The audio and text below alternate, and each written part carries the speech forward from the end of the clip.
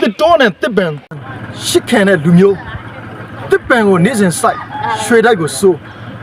ဆိုတော့ကျွန်တော်တို့ကတစ်တော်နဲ့တစ်ပံကိုရှစ်ခံခြင်းအပြင်ရွှေတိုက်ကိုပိုင်စိုးနိုင်တယ်ဆိုတဲ့ concept ဆိုတဲ့သဘောတရားကိုဒီကဗျာဆရာကနေပေးသွားတာဖြစ်ပါတယ်အဲ့တော့ကျွန်တော်တို့ကတစ်တော်နဲ့တစ်ပံတွေကိုကျွန်တော်တို့ကချစ်ခင်ဖို့လိုတယ်ဆိုတော့လက်ရှိရှိမှာဒါတောင်တွေဟာတောင်ကတုံးတွေဖြစ်သွားတယ်ဆိုတော့အခြေအနေတွေရှိတယ်ဒါကြောင့်လည်းပဲတစ်မခောက်ရ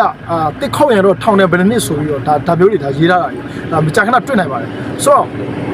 သူ့အညာလည်းပဲတစ်ဖက်မှာတောတောင်တွေရဲ့စိမ့်လဲဆူပြမှုတွေဟာတောင်ကတုံးဖြစ်ပြောင်းလဲသွားတယ်ဆိုတဲ့အခြေအနေတွေရမှာဖြစ်ပါတယ်ဘလို့ပဲဆိုညာတော့လည်းပဲ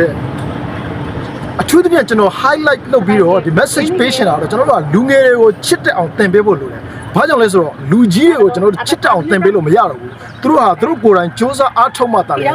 ဒီဒါမျိုးတွေကိုယ်တိုင်ဆင်ခြင်မှတာလေတစ်တော်တွေတစ်ပင်တွေကိုချစ်ခင်လာတယ်မှာဖြစ်တဲ့အတွက်ကျွန်တော်တို့ကလူငယ်တွေကိုကောင်းစွာ train ပေးဖို့လိုတယ်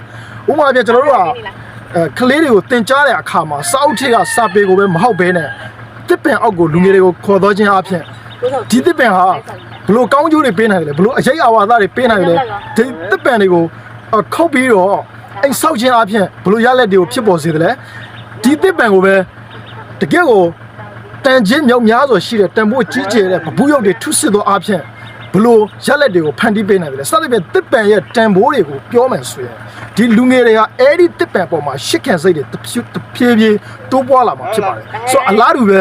ဒီတစ်တော်တွေတစ်ပံတွေဆိုတာကျွန်တော်တို့လူပေါင်းလူလောကနဲ့တကယ်ကိုချိတ်ဆက်နေတဲ့ gas နဲ့သဘောတရားတွေရှိပါတယ်အဲ့တော့လူတွေကထုတ်လွှင့်လိုက်တဲ့ကာဗွန်ဒိုင်အောက်ဆိုက်တွေကိုတစ်တော်တွေတစ်ပန်တွေကနေစုပ်ယူပြီးတော့အောက်ဆီဂျင်တွေတစ်ဖန်ပေးစွမ်းနိုင်တာဖြစ်ပါတယ်ဒါပါလဲဆိုတော့လူတွေနဲ့တဘာဝပတ်ဝန်းကျင်ရဲ့သဘောတရားကြားမှာချိတ်ဆက်နေတဲ့အရာတွေဖြစ်ပါတယ်တစ်တော်တွေတစ်ပန်တွေကောင်းစွာရှိခြင်းအပြင်မုံတိုင်းတွေရေကြီးရေရှမ်းမှုတွေကိုလည်းထိမ့်သိမ်းပေးနိုင်မှာဖြစ်ပါတယ်ဒါကြောင့်ကျွန်တော်အနေနဲ့အဆုံးသတ်ရမယ်ဆိုရင်တစ်တော်နဲ့တစ်ပန်ရှစ်ခင်တဲ့လူမျိုး